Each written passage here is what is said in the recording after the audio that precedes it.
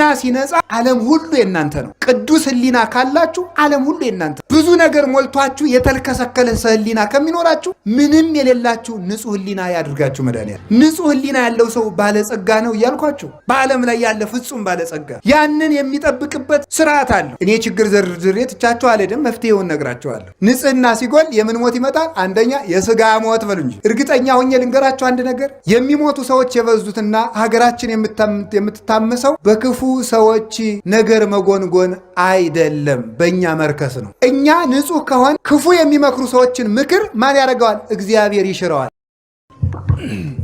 በስመ አብ ወወልድ ወመንፈስ ቅዱስ አሃዱ አምላክ። በስመ አብ ወወልድ ወመንፈስ ቅዱስ አሃዱ አምላክ። በስመ አብ ወወልድ ወመንፈስ ቅዱስ አሃዱ አምላክ። በባህሪው ሞት በመንግስቱ ሽረት የሌለበት ቅድመ ዓለም የነበረ ዓለምን የፈጠረ ዓለምን አሳልፎ የሚኖር የአባቶቻችን አምላክ ቅዱስ እግዚአብሔር ስሙ የተመሰገነ ይሁን። እግዚአብሔርን ያየንባት እናታችን ቅድስት ድንግል ማርያም ወላዲተ አምላክ ቅዱስ ሥጋውን የቆረሰበት ክቡር ደሙን ያፈሰሰበት ቅዱስ መስቀሉ ቅዱሳን መላእክት፣ ሐዋርያት፣ ነቢያት፣ ሰማዕታት፣ ደናግል፣ መነኮሳት ሁሉም ቅዱሳን በረከታቸው ይድረሰን። የተከበሩ አባታችን ሊቀ ጠበብት ጌራ ወርቅ ዋረ የዚህ ታላቅ ደብር አስተዳዳሪ፣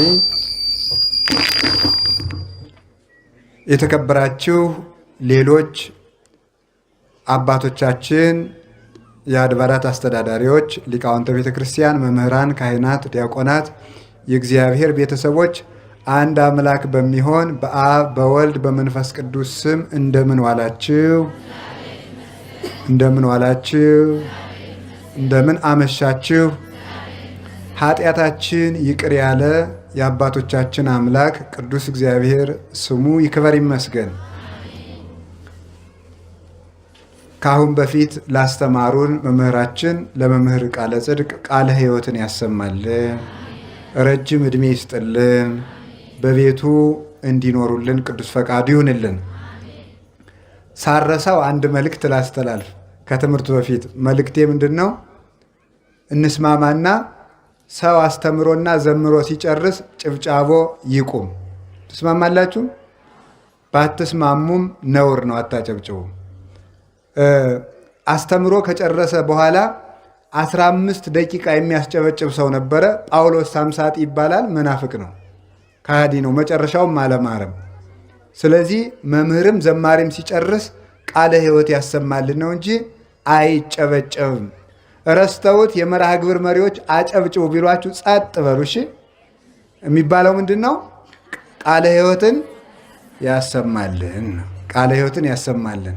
እንደ እግዚአብሔር ፈቃድ የምንማማርበት የትምህርታችን ርዕስ ኢትካው ንዋየከ በከንቱ፣ ገንዘብህን በከንቱ አታባክን በሚል ርዕስ እንማማራለን። እስኪ በሉ፣ ደግማችሁ በሉ። ገንዘብህን በከንቱ ደግማችሁ በሉ ለሶስተኛ ጊዜ። በከንቱ አታባክን። መጽሐፈ ሲራክ ምዕራፍ 5 ከቁጥር 1 ላይ የምናገኘው ኃይለ ቃል ነው።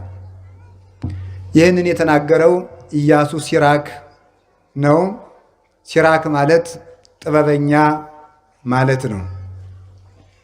ይህንን ጥበቡን ያገኘው በመከራ ውስጥ ሆኖ ነው።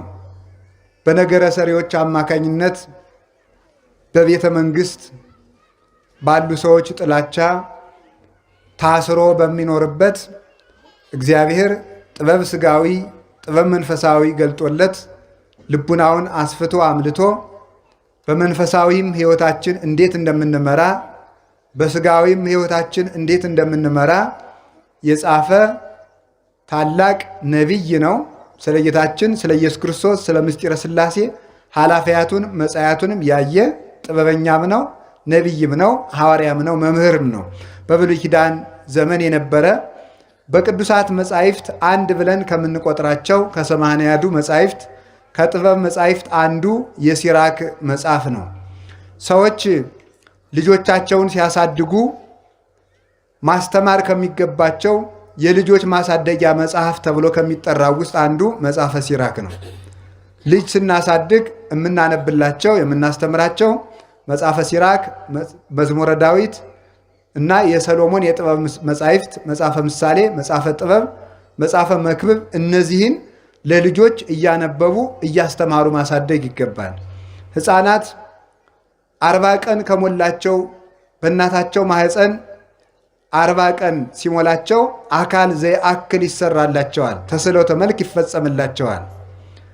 ዓይናቸው፣ ጆሮአቸው፣ እግራቸው፣ ሁለንተናቸው ተሰርቶ የሚያልቀው በ40ኛው ቀን ነው። ሰው ከ40 ቀን በኋላ ይሰማል። ሰው ከ40 ቀን በኋላ ያመልካል፣ ያመሰግናል፣ ፈጣሪውንም ያውቃል። በእናቱ ማህፀን የ40 ቀን ጽንስ ከሆነ በኋላ በ40ኛው ቀን ሰው ለድህነትም ለሀብትም ለሊቅነትም ለድንቁርናም ለውርደትም ለክብርም ለሲኦልም ለገነትም የሚሾመው በ40 ቀን ነው። ያ ማለት እግዚአብሔር ሰዎችን በ40 ቀናቸው ለድህነትም ለሀብትም ስልጣን ይሰጣቸዋል ማለት ነው። ይህንን ይዘው ሰዎች የ40 ቀን ዕድሌ ይላሉ። አዲያ እንደዚህ ከሆነ እግዚአብሔር ሰውን በ40 ቀኑ በእናቱ ማህፀን አንተ ድሃውን አንተ ባለጸጋውን ብሎ የሚፈርድበት ከሆነ ሰዎች ድሃ ለመሆናቸው ተጠያቂው እግዚአብሔር ነው ማለት ነው። አንተ ለሲኦሉን አንተ ለገነቱን ብሎ የሚፈርድበት ከሆነ ሰዎች ኃጢአተኛ ለመሆናቸው ተጠያቂው እግዚአብሔር ነው ማለት ነው። አንተ ሊቅ ሁን አንተ ደንቆሮ ሁን ብሎ እግዚአብሔር የሚሾም ከሆነ እግዚአብሔር ሰዎች ደንቆሮ ለመሆናቸው ወይም ሰዎች ንፉግ ለመሆናቸው ወይም አመፀኛ ነፍሰ ገዳይ ለመሆናቸው ተጠያቂው እግዚአብሔር ነው ማለት ነው። እንደዚያ ከሆነ ደግሞ በኃጢአተኞች ሊፈርድባቸው አይገባም። ምክንያቱም እሱ ፈርዶባቸዋልና ምንም ማድረግ ስለማይችሉ ክፉ ይሰራሉና ማለት ነው። ሎቱ ስብሐት። እግዚአብሔር ግን ፍርደ ገምድል አምላክ አይደለም። በማንም ላይ እግዚአብሔር ሳይፈጠር የወሰነለትም ሰው የለም፣ የወሰነበትም ሰው የለም። እግዚአብሔር ለሰው ሁሉ መዳንን የሚሻ አምላክ ነው። ሰዎች ሁሉ እሱን ወደ ማወቅ እንዲደርሱ የሚፈልግ አምላክ እንጂ አንዱን ለሐሳር አንዱን ለክብር አልፈጠረም። እግዚአብሔር የወሰነበት ሰውም የለም። ሰው ሁሉ የየራሱን ሸክም ይሸከማል። ቅዱስ ጳውሎስ ገላትያ ምዕራፍ 6 ላይ እንደተናገረው ወኩሉ ጾሮ ይጸውር፣ ሰው የየራሱን ሸክም ይሸከማል። እግዚአብሔር ግን ሲኦልን አሸክሞ የፈጠረውም የለም፣ አክሊል አቀዳጅቶ የፈጠረው ሰውም የለም። ሁሉም ሰው ለነፃነት ተጠርቷል። ሁሉም የዘራውን ያጭዳል። ሞትም ሕይወትም በገዛ እጃችን የምናጭዳቸው በቀና በገዛ እጃችን የምንበትናቸው ናቸው። እግዚአብሔር ያልዘራውን አያጭድም፣ ያልበተነውን አይሰበስብም፣ ያላስተማረንንም አይፈርድም። ባልሰጠን ጸጋም እግዚአብሔር ፈርዶ ሲኦልም ገነትም አያስገባም። ሰው ስለተመረጠ ብቻም አይጸድቅም። ሰው ተፈርዶበትም የተፈጠረ የለም። ሁሉም ሰው ለነፃነት ተፈጥሯል። እግዚአብሔርም ማንም ሰው ይሞት ዘንድ አይፈቅድም። እግዚአብሔር ፈቃዱ የሰው ድነት ነው። ወይ ይፈቅድ ሞቶ ለኃጥ አላ ይትመየጥ ሀቤ፣ የኃጢአተኛውን ሞቱን እኔ አልፈልግም፣ ኃጢአተኛው ተመልሶ በሕይወት ይኖር ዘንድ ነው እንጂ ይላል የሰራዊት ጌታ ቅዱስ እግዚአብሔር። እንዲያ ከሆነ ሰውን በ40 ቀን በ80 ቀን እግዚአብሔር ይሾመዋል ማለት ምን ማለት ነው? ወይም የ40 ቀን ዕድል ማለትስ ምን ማለት ነው? ለመሆኑ በድል ድሃ በድል ሀብታም ይኮናልን? ወይስ በድል ሊቅ በድል ደንቆሮ ይኮናልን? ወይስ ደግሞ ለሮጠ ለሰበሰበ ለፈጠነ ለበለጠ ነውን? ወይስ አንደበቱን ጮሌ ላደረገ ወይም ደግሞ አለሁ አለሁ ላለ ወይም አብዝቶ ለተማረ ወይም በዘመድ ለከበረ ወይም ጉልበት ላለው ወይም ደግሞ ዕውቀቱ ለሰለጠነለት ወይም አንደበቱ ለተከናወነለት ነውን? አይደለም።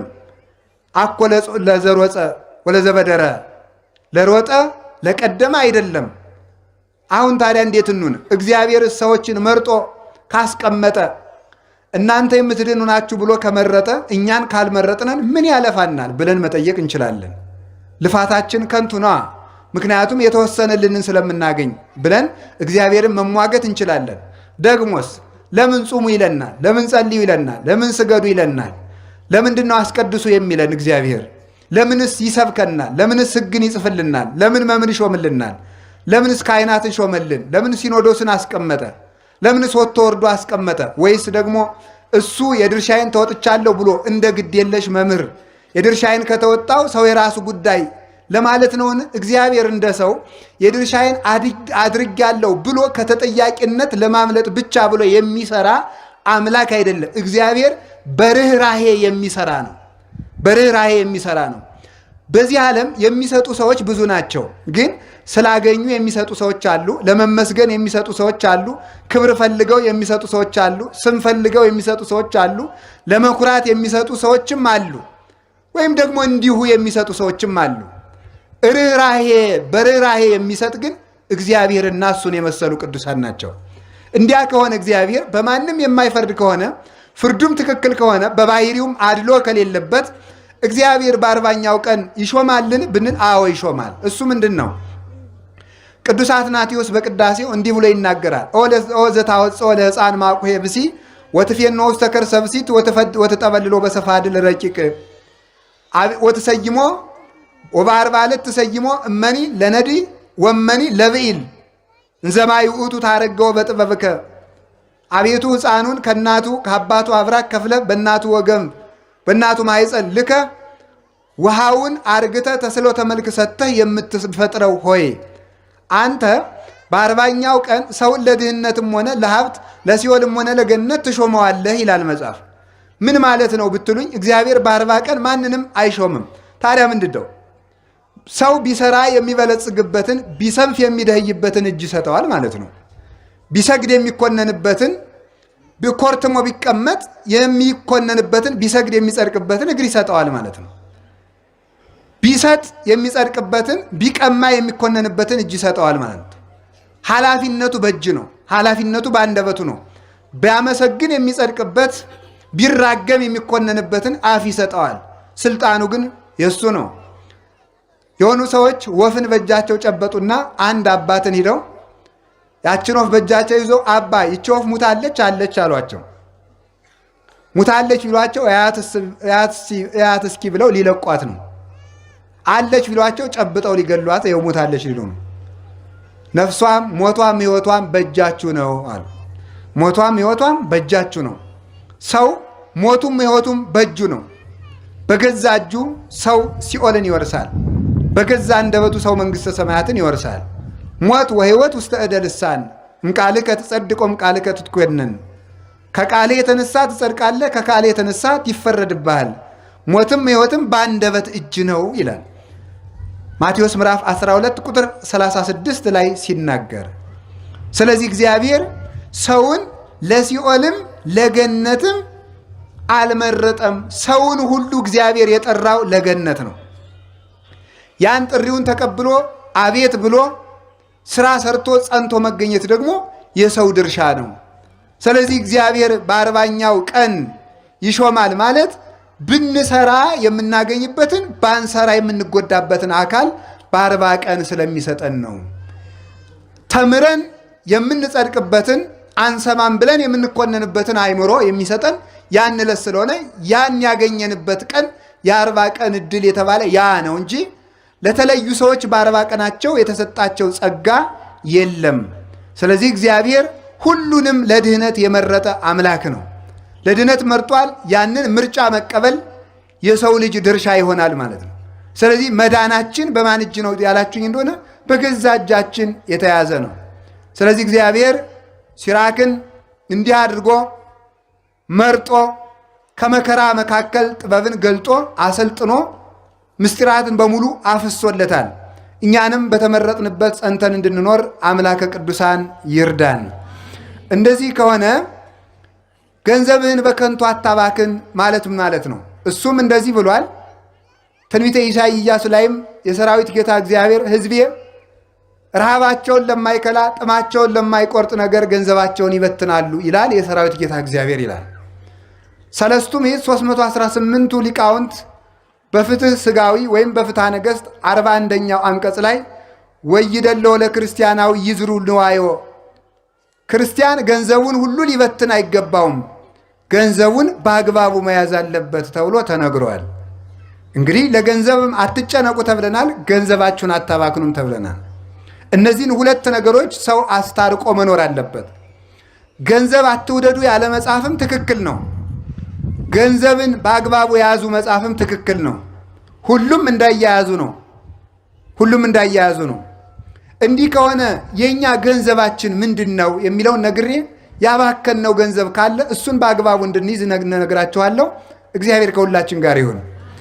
ያባከነው ገንዘባችሁ ወይስ እግዚአብሔር የሰው ልጅ መጀመሪያ ለሰው ልጆች የሰጠው ገንዘብ ምንድን ነው ልትሉኝ ትችላላችሁ። እግዚአብሔር ለሰው ልጆች መጀመሪያ የሰጣቸው ገንዘብ ንጽሐ ጠባይ ይባላል። ንጽሐ ጠባይ ወይም ንጹህ ተፈጥሮ ማለት ነው። ንጹህ ተፈጥሮ እግዚአብሔር ለሰው ልጆች የሰጣቸው ገንዘብ ነው። መጀመሪያ ስንፈጠር እግዚአብሔር የሰጠን ገንዘብ ንጹህ ተፈጥሮ ነው። ያ ገንዘባችን ነው፣ እግዚአብሔር የሰጠን ገንዘብ። እንደምታውቁት የመጀመሪያው ሰው አዳም ነው። እናታችን ደግሞ ሔዋን ናት። ጀማሪ ሰባኪ ስብከት ሲጠፋው ከአዳምና ከሔዋን ሰፈር ሄዶ ይደበቃል ይባላል። እንደሱ ለማለት ፈልጌ አይደለም። እሺ፣ የግድ መነሻዎቻችን እነሱ ስለሆኑ ነው። እነሱን መውቀስ ተገቢ አይደለም። ልወቅሳቸውም አላነሳውም። ስለዚህ አዳም ምን ተረሰይናከ ይላል አትናቴዎስ። አዳም እንዲያው ምን አደረግን? ይህ ሁሉ መከራ ያመጣህብን። ሔዋን ምን አደረግን ሲልና ኧረ እናንተ ገነት ገብታችኋል፣ እናንተን መውቀስ አይገባም። ኦሪትም እናትና አባትህን አክብር ትላለች ብሎ ይናገራል። እነሱ እናደንቃቸዋል። እነሱ ንስሐ ገብተው ድነዋል። እኛ ነን እንጂ ያቃተን። ስለዚህ እግዚአብሔር መጀመሪያ ለሰው ልጅ የሰጠው ተፈጥሮ ንጽሐ ጠባይ ይባላል። አዳም ሰራዊት አልነበረውም፣ ሌላ ገንዘብም አልነበረውም። ነገር ግን ሰማይና ምድርን እንዲያስተዳድር እግዚአብሔር ስልጣን ሰጥቶታል። ሰማይ ስላችሁ ከሰማይ በላይ ሰማየ ሰማያት ለእግዚአብሔር ወምድረሰ ወሀበ ለእጓለ እመሕያው ይላል ቅዱስ ዳዊት። ሰማዩ የእግዚአብሔር ነው፣ ምድርን ለሰው ሰጥቶታል ይላል። ልልናን ጌትነትን ለራሱ ነው፣ አያካፍልም። ስለዚህ ከሰማይ በላይ ያለው ቅዱሳን መላእክትን ጨምሮ እግዚአብሔር ይገዛል። በምድር ያለውን ደግሞ የሰማይ ወፍን፣ የምድር አራዊትን፣ ዕፀውን ወይም እጽዋቱን፣ አዝሪቱን፣ አትክልቱን፣ ምድርን በጠቅላላ ባሕሩን፣ ነፋሱን፣ እነዚህን ሁሉ ደመናውን፣ ፀሐይ፣ ጨረቃ፣ ከዋክብቱን አዳም በእግዚአብሔር ቸርነት እንዲገዛቸው ስልጣን ሰጥቶታል። አዳም ፀሐይን ለማስተዳደር የሚልከው ሰራዊት አልነበረውም። አዳም የአንበሳን መንጋጋ ለመለጎም ልጓም አልነበረውም። አዳም ጅብን ለመከላከል ሰይፍ አልነበረውም፣ ወይም ደግሞ ጦር አልነበረውም፣ ወይም ዝናር አልታጠቀም፣ ወይም የሰለጠነ ሰራዊት የለውም። ለአዳም ዋሻ አልነበረውም፣ ለአዳም ምሽግ አልነበረውም። አዳም ሰማይና ምድርን ግን ይገዛ ነበር። አዳም ወፍን ይገዛ ነበር። አዳም ክንፍ የለውም፣ ንስርን ግን ይገዛው ነበረ። አዳም ክንፍ የለውም፣ ርግብን ይገዛት ነበረ። የሰማይ ወፎችን ይገዛል። አዳም ምድራዊ ነው፣ ፀሐይ፣ ጨረቃ፣ ከዋክብትን ያስተዳድራል። አዳም አፈር ነው፣ ሰማዩን ያስተዳድረዋል። አዳም ትቢያ ነው፣ ደመናውን ይገዛዋል። አዳም ካፈር የተፈጠረ ነው፣ መብረቁን ይገዛል። ይህንን እንዲያስተዳድርበት የተሰጠው ስልጣን ምን ይባላል? ንጽሐ ጠባይ ይባላል። እስኪ ንጽሐ ጠባይ በሉ። ምን አላችሁኝ? ንጽሐ ጠባይ ወይም ንጹህ ተፈጥሮ ማለት ነው። ንጹህ ተፈጥሮ ለምሳሌ ተመልከቱ። ሕፃናት እናት አባታቸውን እንደሚገዙ ታውቃላችሁ? በምንድን ነው የሚገዙት? በንጽሐ ጠባይ ነው። ሕፃናት እንግዲህ እኛ የምንበልጥ እኛ ነን። ኃያላን ሰዎች የማይደፍሩትን ሰው ልጆቹ ግን ያስጎነብሱታል፣ ያጎብጡታል። ልጆቹ ይገዙታል። እኛ ተንቀጥቅጠን ጫማውን የምንሰማውን ሰውዬ ልጁ አንገቱ ላይ ወጥቶ ሽኮኮ ይጋልበዋል ማለት ነው። በንጽሐ ጠባዩ ልጅ ነዋ፣ ተወዳጅ ነው፣ ይወደዳል። ንጽሐ ጠባይ ኃይል ያለው ነው። አዳም አይቆፍርም ነበረ፣ አያርስም፣ አይወጣም፣ አይወርድም ነበረ፣ ባለጸጋ ነበር። ለአዳም አዳም ዘር አይዘራም ነበረ። አዳም ከብት አያደልብም ነበረ። አዳም ወርቅ አይቆፍርም ነበር። አዳም ብር አይሰራም ነበር። አዳም ፋብሪካ አልነበረውም፣ ግን ባለጸጋ ነበር። የአዳም ሀብቱ ቅድስናው ነው። የአዳም ጸጋው ንጹሕ አእምሮው ነው፣ ንጹሕ ተፈጥሮ ነው። በንጹሕ ተፈጥሮ ገነት በሙሉ የሱ ነበረች። በንጹህ ተፈጥሮ አራዊት ባሪያዎቹ ነበሩ። በንጹህ ተፈጥሮ እንስሳት ዘመዶቹ ነበሩ። እጽዋት ዘመዶቹ ነበረ። ምድር መንበሩ ነበረች ለአዳም። ሰማይ ዘውዱ ነበረች። በምኑ ሲባል በንጽህናው። በዚያ ንጽህናው አዳምን እንስሳት አራዊት እንስሳት እኮ ሄደው አዳም ወፍረናል ብላን፣ ሰብተናል አርደህ ብላን ይሉት ነበረ። እኔማ እግዚአብሔር ከአንድ ዕፀ በለስ በቀር ምን ነስቶኝ? ሁሉም ሰጥቶኛል። ሂዱ እናንተንስ እግዚአብሔር ይባርካችሁ፣ ርቡ ስቡ ብሎ መርቆ ይሰዳቸዋል። አዳም በገነት ሳለ ቀፎ አይሰቅልም ነበረ። ከዕፀ ሕይወት ስር ግን ማር ይፈልቅለት ነበር። አዳም ከብት አያረባም ነበር። ከዕፀ ሕይወት ስር ወተት ይፈልቅለት ነበረ። አዳም ኑግ አይጨምቅም፣ ዘይት ይፈልቅለታል። አዳም የወይን ተክል አይተክልም። ነገር ግን ወይም ደግሞ መትከል ብቻ አይደለም፣ ከገነት ፍሬ ለቅሞ ወይን ጠምቆ አይጠጣም ነበረ። ግን ከአንድ ዛፍ ስር ወይን ይፈልቅለት ነበረ። በንጽሐ ጠባዩ ማለት ነው። በንጽሐ ጠባዩ ቅዱሳን ሊቃውንት ይህንን አበጥረው ተርጉመውታል። ዕፀ ሕይወት የሚባል በገነት መካከል የተፈጠረ ንጉሠ እጽዋት የሆነ የእጽዋት አለቃ የሆነ ታላቅ ዕፅ አለ። ከዚያ ማር ወተት ይፈልቅለታል፣ ዘይት ይፈልቅለታል፣ ወይን ይፈልቅለታል። ይህንን ቅዱሳን ሊቃውንት ሲተረጉሙት ዕፀ ሕይወት የተባለ መስቀል ነው ብሎ ይተረጉማል። ዕፀ ሕይወት የተባለ መስቀል ነው። ከዚያ የፈለቀው ማር ኢየሱስ ክርስቶስ ነው፣ መራራውን ዓለም ያጣፈጠው።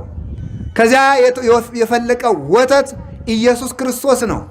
አብ ሐሊብ ወልድ ሐሊብ ወመንፈስ ቅዱስ ሐሊብ አሐዱ ውእቱ ሐሊብ ዛልወቱ ትውስት እንዲል አብ ሐሊብ ነው፣ ወልድ ሐሊብ ነው፣ መንፈስ ቅዱስ ሐሊብ ነው እንዲል ቅዱስ ጴጥሮስ ምን ያ መቀላቀል የሌለበት አንድ ሐሊብ ነው ማለት በአንድነቱ ርባዬ ጭማሬ፣ በአንድነቱ ምንታዌ በሶስትነቱ ርባዬ የሌለበት ቅዱስ ጴጥሮስም ሁለተኛ ጴጥሮስ ምዕራፍ 2 ቁጥር 3 ላይ ሲናገር አፍቅሩ ሐሊበ ነባዌ ዛልወቱ ትስይት፣ ቅልቅል የሌለበትን ንጹሕ ወተት ውደዱ ይላል። ንጹሕ ወተት፣ ንጹሕ ሕግ፣ አንድም ሥላሴን ውደዱ። አንድነታቸው በሶስትነታቸው የማይቀለቀል፣ አንድነታቸው በሶስትነት የማይከፈል፣ ሶስትነታቸው በአንድነታቸው የማይጠቀለል ሥላሴን ውደዱ። ወተት የተባለ ክርስቶስ ነው፣ የሚያሳድገን እርሱ ስለሆነ። ወይን የተባለ እሱ ነው። ሰሎሞን እንዲህ ይላል በምሳሌው ላዘነ ሰው ወይን ስጡት አለ። እውነት ያዘነን ሰው ወይን ብናጠጣው ሐዘኑ ይርቅለታልን? አይርቅለትም። አዎ ለምሳሌ ገንዘቡ በባንክ ይወረሳል የተባለ ሰው የባንክ ዕዳው ሲያናውዘው ወይን ብናጠጣው ትክክለኛ ደስታ ይሆናል? አዎ ለጊዜው በእንቅልፍ ይረሳዋል። ሲነቃ ግን ዕዳ አለብህ ይለዋል። አይምሮ ሊለቀው አይችልም። ግን ላዘነ ሰው ወይን ስጡት የተባለ አጋንንት በሐዘን ለጎዱት ሰው ወይነ ትፍሲት የክርስቶስ እንደማቀብሉት ማለት ነው። ሌላ አንዳንድ ጊዜ ይላል እዚህ የእኛ ሰፈር ተማሪው ማለት ነው እንዲላል ምን ትዑቱ ለዘይሰቲ ወይነ ምን ትዑቱ ሕይወቱ ሲራክ እስመ ትፍሲተ ልቦቱ ይላል። ጠላ አልጠጣ ደግሞ የሰው ልጅ ምን ሕይወት አለው ይላል። ትርጉሙ ሌላ ነው። ጌታ ይዋ እንዲሁ እኮ እናንተ ሲራክ እኮ ነው እንዲህ አለ። ሲራክ ምን አለ? ወይን የማይጠጣ ሰው ደግሞ ሕይወት አለው እንዴ? ምን ሕይወት አለው? ወይን የማይጠጣ ሰው ደግሞ ምን ሕይወት አለው? ወይን የልብ ደስታ ነውና ማለት የክርስቶስን ደም የማይጠጣ ሰው ደግሞ ምን ሕይወት አለው? ክርስቶስ ፍስሐ ኩሉ ዓለም ነውና ማለት ነው። ወይን ይፈልቅለት ነበር ማለት የክርስቶስ ደም ከመስቀል ተገኘለት ማለት ነው። ከመስቀሉ ላይ ተገኘለት። ለአዳም ዘይት ከዕፀ ሕይወት ይፈልቅለታል። ዘይት የተባለ ክርስቶስ ነው። ዘይት ቅብ ነው፣ ዝገትን ያረቃል። ዝገተ ኃጢአታችን ወልውሎ ሰንግሎ ከደሙ በፈሰሰ ደሙ ከጎኑ በፈሰሰ ደም ያነጻን።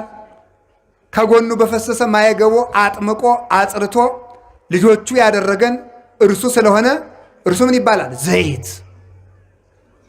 እንዲህ ይላል መዝሙረ ዳዊት ቅዱስ ዳዊት መዝሙር 22 ላይ ወአጽሐድ ከበቅብ ርእሴ ራሴን በዘይት ቀባህ ይላል። ራሴን በዘይት ቀባ ሲል ተመልከቱ። ሰውነቴን በልጅነት አከበርካት። የተቀባ ሰው ውበቱ እንደሚመለስለት ሁሉ እንደሚያምርበት በሥላሴ ስም ተጠምቆ ልጅነት ያለው ሰው ውብ ነው፣ መልካም ነው። በዚህ ዓለም መልካም ሰው ማየት ከፈለጋችሁ እርሱ ክርስቲያን ነው። በዚህ ዓለም ያማረበት ሰው ማየት ከፈለጋችሁ ያ ማለት በክርስቶስ ስም ተጠምቆ ሥራ እየሰራ ያለ ሰው ነው። መልከኞች የሚባሉት ክርስቲያኖች ናቸው። የመልከኛው የውቡ የክርስቶስ ልጆች ናቸውና እርሱ እንዲህ ተብሎ እንደተነገረለት በመጽሐፍ ይሴኒ ላህዩ እሙሉ ደጓለ እመሕያው የእርሱ ውበቱ መልኩ የክርስቶስ እኮ ነው። መዝሙር 44 ላይ የክርስቶስ መልኩ ከሰው ሁሉ መልክ ይበልጣል። ላህዩ ውበቱ ምን ማለት መሰላችሁ? ላህየ ታምራቱ ላህየ ትምህርቱ ብለው ተርጉሞታል አባቶቻችን። የታምራቱ ውበት የትምህርቱ ውበት እንደኔ ትምህርት ደረቅ ትምህርት አይደለም። ልብን የሚያለዝብ ያዘኑትን የሚያረጋጋ የተሰበሩትን የሚጠግን የጠፉትን የሚፈልግ ለደከሙት ኃይልን የሚያስጠጥቃቸው ድውያንን የሚፈውስ ሙታንን የሚቀሰቅስ ነው የክርስቶስ ትምህርት። ስለዚህ ምን ይባላል? ላህየ ትምህርቱ ያማረ ነው። አንከሩ ምህሮቶ ሳይሳፉ ወነገረ ቃሉ ወጣዕመ ነገሩ። ሶስት ነገር ነበረው ክርስቶስ ሲያስተምር፣ ሳይሳፍ የአንደበት ቅልጥፍና፣ ሞገሰ ቃል የቃሉ መፈራት መከበር ግርማ፣ ጣዕመ ነገር የአንደበቱ መጣፈጥ። እየፈጠነ ሰው የሚገርማችሁ ቸኩሎ ሲናገር ግርድፍድፍ ያደርጋል። ቸኩሎ ሲናገር ሲዘገይ ደግሞ ይለዝበታል ነገሩ። ሳይሳፍ ቀልጠፍ ቀልጠፍ ቀልጠፍ ብሎ መናገር አለበት። ሰለስቱ ምዕት በቅዳሴ አይደለም ሃይማኖተ አበው ምዕራፍ 22 ላይ እንዲላሉ ለቄሱ ሲናገሩ ቄስ ማለት ይላል ወኩን በሊሃ ልሳን አንደበትህ የተሳለ ይሁን ለብላቢ አትሁን ማለት ነው። አስረግጠህ የምትናገር አስረግጠህ የምታነብ አንደበትህ የተሳለ ይሁን፣ ቀልጣፋ ሁን። ካህን እያለ አያወጋም። የተሳለ ልሳን ይኖርህ። የተሳለ ልሳን ኑሮ ስትናገር ደግሞ ወበልቡና ይላሉ እዚያው ሰለስቱ ምዕት ከማስተዋል ጋር ቸኩለ ስትናገር ምስጢር እንዳትስት፣ ሰው እንዳታሰናክር። ከፍጥነት ጋር ምን ይኖርህ አለ ደግሞ መደመጥ፣ ጣዕመ ነገር። በነገር ልባብነት ግን አይመጣም። ይሄ በተጥባበ ነገር አይመጣም፣ በቅድስና ነው ክርስቶስ። ስለዚህ ፈጥኖ እየተናገረ ኧረ ቸኮልክብን አያሰኝም፣ ይፈራል። ደግሞ እኛ ይውላችሁ አስፈርተን ስንናገር ይደርቅብናል። ምን ይገርምናል? ምን ይጎልናል? ጣዕመ ነገር። አለዝበን ስንናገር ደግሞ እናጫውታለን ስንል ደግሞ ይበላሽብናል። እንደው ሰው እየተበላሸ ያለው ዝባዝንኬ ሆኖ ይባላል ደግሞ ማለት ነው። ሞገሰ ቃል ደግሞ ይጎለናል፣ ክብር ይጎለዋል፣ ወርደን እንገኛለን ማለት ነው። ክርስቶስ ግን ሶስቱን ያካትት ነበረ። ላህየ ትምህርት አለው፣ ላህየ ታምራት አለው። አዝኖ ይፈውሳል፣ አዝኖ ያስነሳል፣ አዝኖ ያመሳል ማለት ይመግባል፣ አዝኖ ያስተምራል። የቻለውን ሁሉ አይናገርም፣ ያወቀውን ሁሉ አያስተምርም። አዝኖ ነበር የሚያስተምረው። ለማይነገረው አይነገርም። ሐዋርያት አንድ ቀን ሰብስቦ እንዲህ አላቸው። አንድ ትልቅ ምስጢር ሊነግራቸው ፈልጎ በዚያ ሰዓት ግን ያንን መሸከም የሚችል ጆሮ እንደሌላቸው አየና ወብየ ብዙ ነገር ዘነግረክሙ፣ ብዙም የምነግራችሁ ነገር ነበረኝ። ወባይቱ ኢትክሉ ይእዜ ጸዊሮቶ፣ ነገር ግን ዛሬ ልትሸከሙት አትችሉም አለ። ጊዜ እያየ ነበር የሚያስተምር። ያወቀውን ሁሉ አይዘረግፍም ነበረ። አዛኝ መምህር ነው። ይህን ይዘው ሊቃውንቱ ደግ መምህር፣ ደግ ሐኪም፣ ደግ እረኛ ይሉታል። ደግ አባት ይሉታል። ደግ እረኛ በጎዳለበት ይሄዳል። ክርስቶስም እኛ ወዳለንበት መጣ። ደግ ሐኪም ከቤት ሄዶ ያክማል።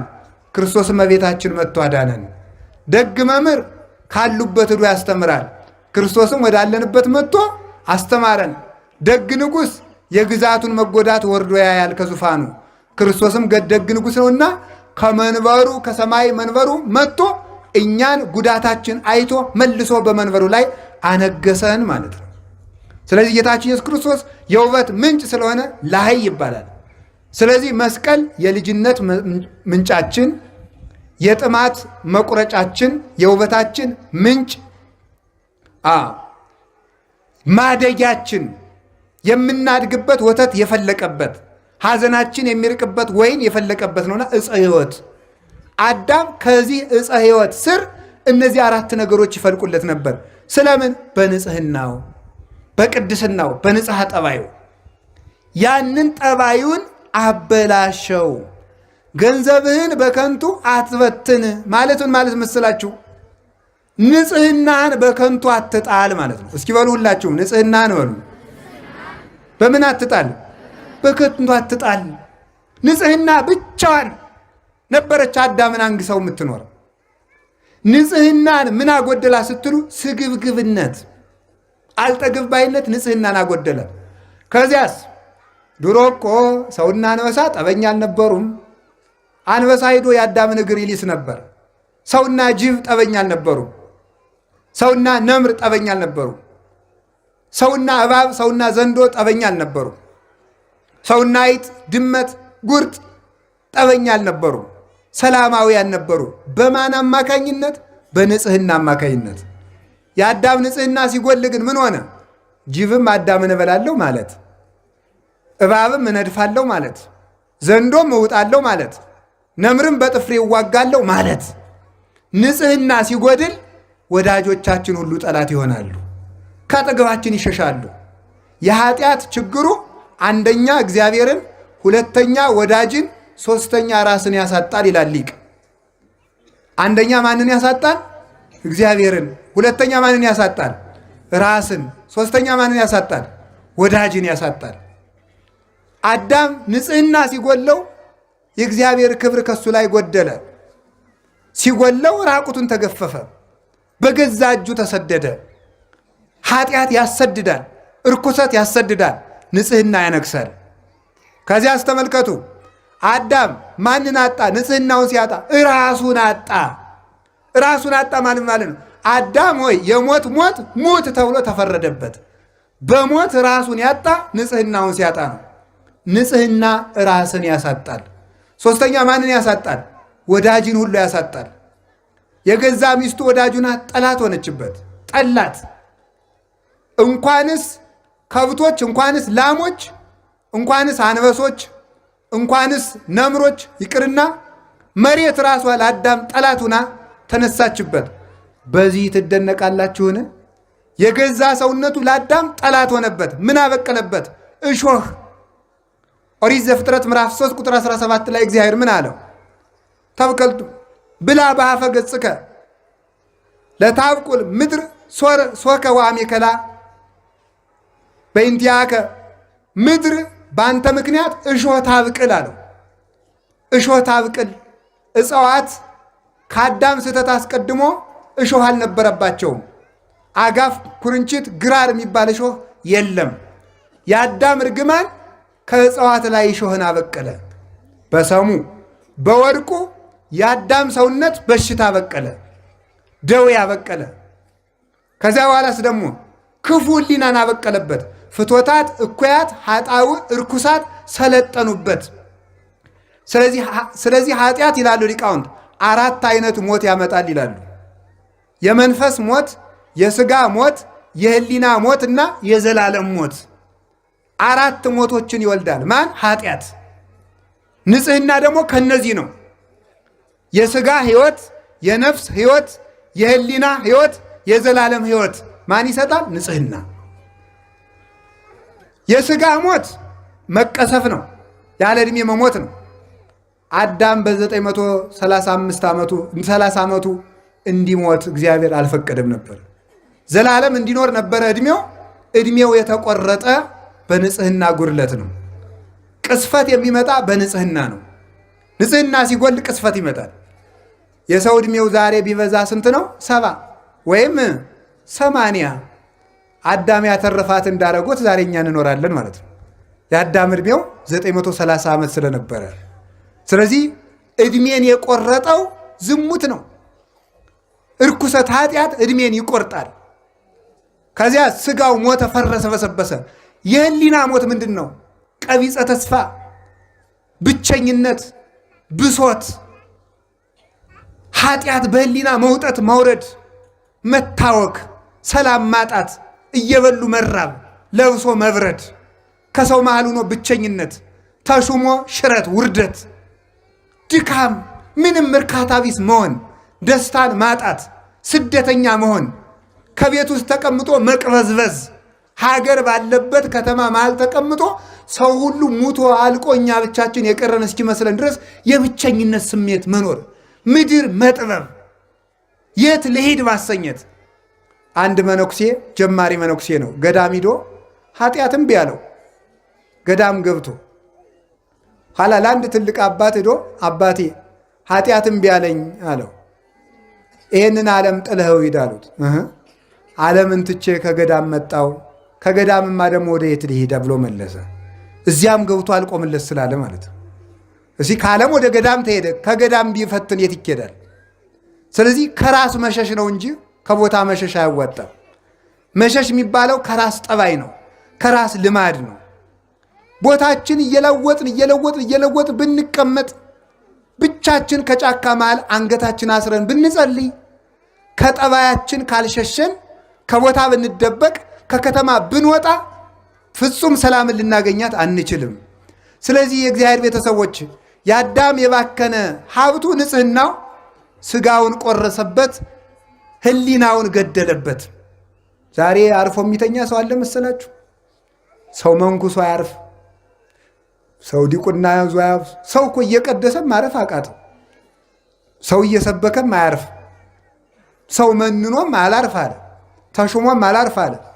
ሰው ቤት ሰራም ምንም አለ አላረፍ፣ አገባም አያርፍ።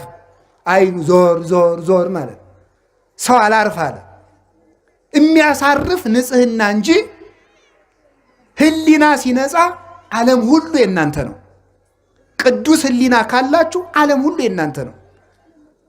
ብዙ ነገር ሞልቷችሁ የተልከሰከለ ህሊና ከሚኖራችሁ ምንም የሌላችሁ ንጹሕ ህሊና ያድርጋችሁ መድኃኒዓለም። ንጹሕ ህሊና ያለው ሰው ባለጸጋ ነው እያልኳችሁ፣ በዓለም ላይ ያለ ፍጹም ባለጸጋ ያንን የሚጠብቅበት ስርዓት አለው። እኔ ችግር ዘርዝሬ ትቻችሁ አልሄድም፣ መፍትሄውን ነግራችኋለሁ። ንጽሕና ሲጎል የምን ሞት ይመጣል? አንደኛ የሥጋ ሞት በሉ እንጂ የምን። እርግጠኛ ሆኜ ልንገራችሁ አንድ ነገር፣ የሚሞቱ ሰዎች የበዙትና ሀገራችን የምትታመሰው በክፉ ሰዎች ነገር መጎንጎን አይደለም፣ በእኛ መርከስ ነው። እኛ ንጹሕ ከሆን ክፉ የሚመክሩ ሰዎችን ምክር ማን ያደርገዋል? እግዚአብሔር ይሽረዋል። ጠቢብ ውእቱ ዘያረስ ምክረ መካሪያን ተባ ውእቱ ዘያደቅቅ ይላል። ተመልከቱ፣ መዝራዕተ ኃያላን ይላል ኤጲፋንዮስ በቅዳሴው። የመካሪዎችን ምክር የሚሽር የሚያስረሳ እግዚአብሔር ጥበበኛ ነው። ምክርን የሚሽር ኃይልን የሚያደቅ ነው። የጎደለን ምንድን ነው ካልኳችሁ ንጽሕና። እግዚአብሔር የትም ቦታ ንጽሕና አጥተዋል ነው የምላችሁ። ንጹሕ ከሆን እግዚአብሔር የሰው ችግር የለበትም። እግዚአብሔር በሰራዊት አይዋጋም። እግዚአብሔር ዝምታውም ውጊያ ነው።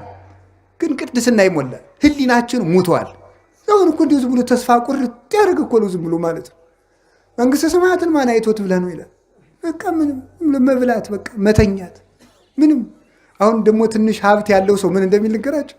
ትንሽ ሀብት ያጠራቀመ ሰው እሳ አባቱ እንደው ትንሽ እንደ መኪናም እንደ ፎቅም እንደው የሞካከረ ሰው የድንጋይ ጥርቅም እኮ ነው ይሄ እኮ። እዛ ሰብስቦ ፈልጌ ሲሉት አባ ጊዜ የለኝም፣ በጣም ብዙ ድርጅት ነው ማኔጅ የማደርገውና የሚያዙኝ ነገር ካለ ብቻ ይደውሉልኝ፣ ስንት ብር ነው የሚፈልጉት ይላል። ብሩን ወርወር አድርጎ ስራውን እየሰራ ሊሞት ማለት።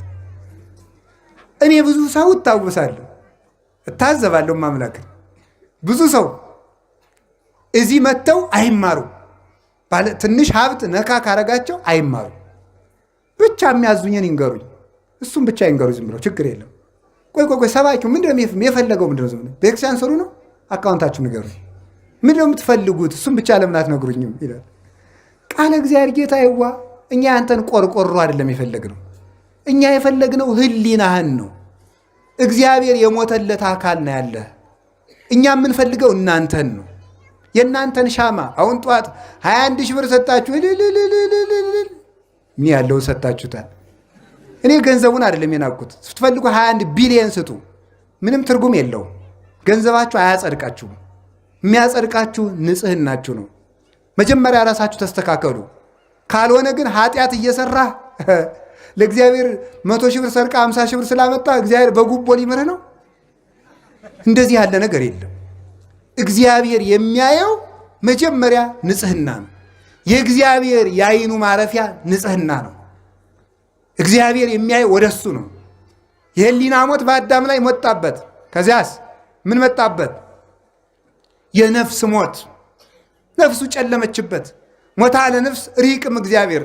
የነፍስ ሞቷ ከእግዚአብሔር መራቋ ነው። መጨረሻ ላይ ዘላለም ሞት ነገሰበት በአዳም።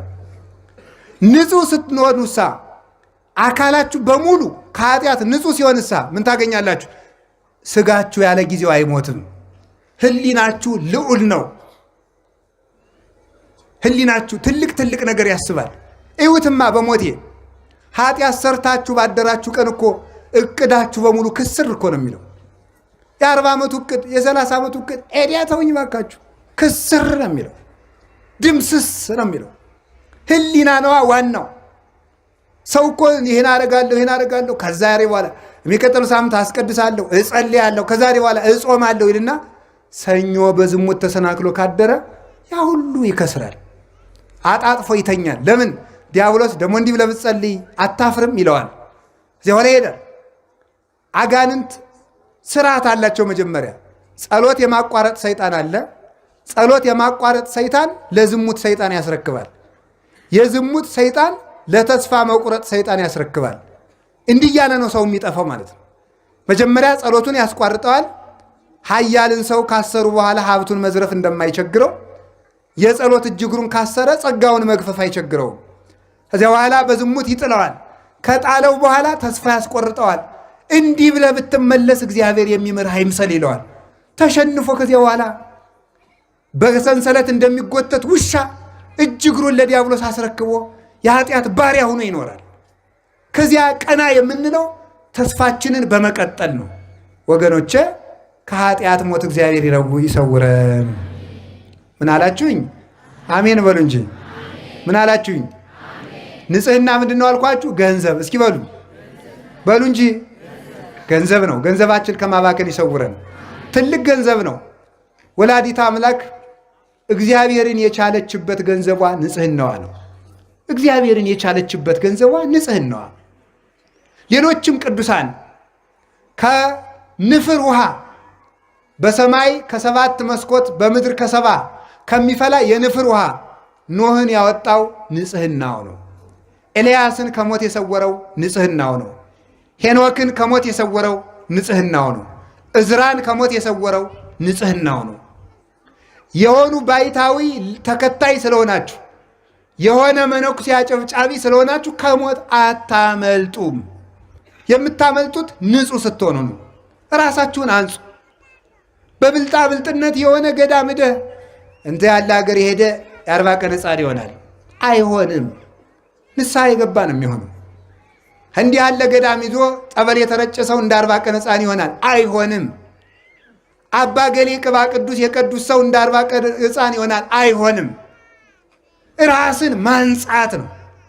ክፋትን ማቆም ነው። ከውስጥ የደለበውን ኃጢአት በንስሐ መንጥቆ መጣል ነው። ያ ንጽህና ገንዘባችን ነው። በሞት ያፈርሰውን። ንጹህ ሰውነታችሁን በስካር አታባክኑት። ንጹህ ሰውነታችሁን በሐሜት አታባክኑት። በጥንቆል አታባክኑት።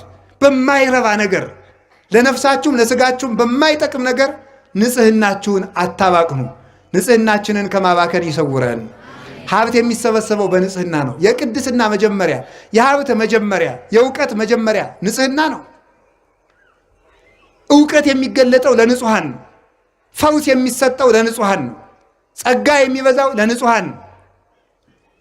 ገንዘብ የሆነ እንደሆነ የሚበተነው ኃጢአት ነው የሚበትነው። ስለዚህ አዳምን የሁሉ ነገር አመጣበት። ለእኛም እንዲህ ያለ መከራ ከመምጣት ይሰውረን። እንዲህ ያለ ይሰውረን። ለሰው ልጅ እግዚአብሔር የሰጠው ሌላው ሀብቱ ሰውነቱ ነው። እስኪ ሰውነቱ በሉ። ምን አላችሁኝ? ሰውነት ሀብት መሆኑን አይታችሁ ታውቃላችሁ? አንዳንዱ ሰው እኮ ከበርኩ የሚል እኮ ማለት ነው ጥቂት እንደው ጠርቀምቀም ሚስል ባንኩ ላይ ያለውን አካውንት እኮ አይቶ ነው። እጅ እግር እንዴት ያለ ሀብት መሰላችሁ!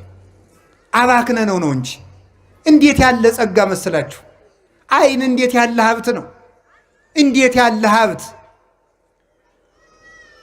ዳንኤል ባቢሎን ተቀምጦ እግዚአብሔርን ያየበት እኮ አይን እኮ ነው። ዮሐንስ ወልደ ነጎድጓድ ታስሮ እግዚአብሔርን ያየበት እኮ አይን እኮ ነው። ኢሳይያስ በአይሁድ መካከል ሆኖ ሱራፌልን የተመለከተበት እኮ አይን እኮ ነው። ስምዖን አረጋዊ ክርስቶስን ያየበት እኮ አይን ነው። ይህንን አይን ምን ላይ አፍጥታችሁበት እንደምትውሉ እግዚአብሔር ይቁጠረው። ገንዘባችሁን በከንቱ አታባክኑ በሉ እንጂ እግዚአብሔርን ለማየት የተፈጠረውን አይን ረባካችሁ በፌስቡክ አታጥፉት። በማይረባ ነገር ገንዘባችሁን በከንቱ ነው ያለ። ደግሞ ልንገራችሁ፣ ሰው በመረጃ ሊቅ አይሆንም ነው የምላችሁ። ሰይጣን ምን ያደርጋል መስላችሁ? ኢንተርኔት፣ ፌስቡክ፣ ዩቲዩብ ውስጥ ያስገባና እስቲ መረጃ ለአንዳንድ ነገር ጥሩ ነው ስትጎረጉር አንተ ዩቲዩብ ስትጎረጉር ዩቲዩብ ህሊናህን ሲጎረጉር ዋሻህን ትቀራለህ። ባዶ ቀፎህን ማለት ደብዝዞ ሰው እኮ ማሰብ እኮ አቅቶታል። ሰው አሁን እብድ እኮ ነው። ተነግሮ እንኳን ማስተዋል አይችልም። ቢመክሩበትም አይሰማ፣ ቢመክሩትም አይሰማ። ሁሉም አይገባውም። ደንዝዞ አለ። እባካችሁን አይናችሁን አታባክኑት፣ ጆሮአችሁን አታባክኑት። በሞቴም ባይረባ ነገር አትስሙበት፣ ረዘፈን አትስሙበት። ይሄ ጆሮ ቅዱሳን መላእክትን የሰሙበት ቃል ነው። ይሄ ጆሮ ሳሙኤል እግዚአብሔርን በሌሊት የሰማበት ጆሮ ነው። ይሄ ጆሮ ድንግል ማርያም ቅዱስ ገብርኤልን የሰማችበት ጆሮ ነው። ይሄ ጆሮ ቅዱሳን አባቶቻችን እግዚአብሔር ሲጠራቸው የሰሙበት ጆሮ ነው። ጆሮቻችሁን ለዘፈን ለጨዋታ ለምን ትከፍቷቸዋላችሁ? ጆሮ ክቡር ነው። ጆሮቻችሁን ለእግዚአብሔር ብቻ ከፈቷቸው፣ የእግዚአብሔር ጆሮዎችም ለእናንተ ይከፈታሉ። የእኛ ጆሮ ለእግዚአብሔር ከተዘጋ የእግዚአብሔር ጆሮ ለእኛ ዝግ ነው። ስለማይሰማ ሳይሆን የሚሰማ ነገር ስለሌለን ማለት ነው። ያጸምም ከመዘይ ይሰም ይጎነዲ ከመዘይሁ ይላሉ ሰለስቱ ምዕት በቅዳሴ። እንደማይሰማ ዝም ይላል፣ እንደማይሰጥ ይዘገያል። ዝም የሚለው ስለምንድን ነው? የማይሰማ ነገር ሲኖር ዝም ይላል እግዚአብሔር። የሚሰሙትን ይሰማቸዋል፣ የማይሰሙትን አይሰማም። ስለዚህ ጆሮአችሁን አታባክኑ። ዘፈን ይፈቀዳል አይፈቀድም? አሁን እዚህ ክርክር ውስጥ እንውጣ። ይፈቀዳል አይፈቀድም ሳይሆን ጉዳዩ ጆሮአችንን ያበክናል ነው። ኃጢአቱን እንተው ዝም ብላችሁ። ኃጢአት ነው ዘፈን። እንዲያው ከዚያ በታች ግን ጆሮአችን እንዴት ነው በዘፈን? እኔ እኮ አሁን እስቲ ሌላውን ተውት እሺ። ያላገባው የሴቱ ውበቱና አሁን ያገባችሁ ሰዎች ለሆነ ሰው እየተዘፈን እንዲያው የምትሰሙ ለሆነች ሴት ምን አርግ ብላችሁ ነው? እንዲያው ይገርመኛል እኮ እንዲያው እኮ አይገርም። አንድ ጊዜ የዘፈናችሁላትን ሰው አግኝታችኋል። ምን ባሉኝ ነው እንደው የምትዘሉት ማለት ነው? እንዲያው ይገርመኛል። ማምናገር ሰው ለማያውቃት ሴት በተዘፈነ ዘፈን ሲዘል ያድራል እንዴ? ይህ ነውር እኮ ነው። ይሄ እኮ ጅልነት እኮ ነው። ይሄ እኮ መባከን እኮ ነው። ኧረ በሞቴ ስሙኝ።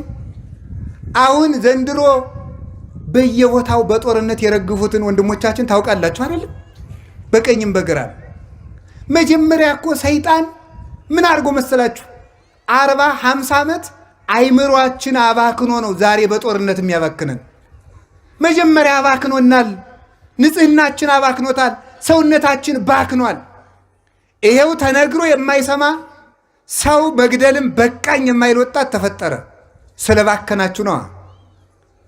በኳስ ፍቅር ጠልፎ ሲደነዝዝ የኖረ እንዴት ብሎ ይሰማል? ስለዚህ መጀመሪያ ስለደነዘዝ አባከነንና ደግሞ አሁን በጥይት ያባክነናል። ስለዚህ ጆሮአችሁን ጠብቁት።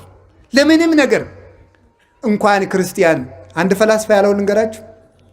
አንድ ፈላስፋ የሆነ ሰው እየሮጠ ሄዶ አንተ አንድ ነገር ልነግርህ ነበር አለው።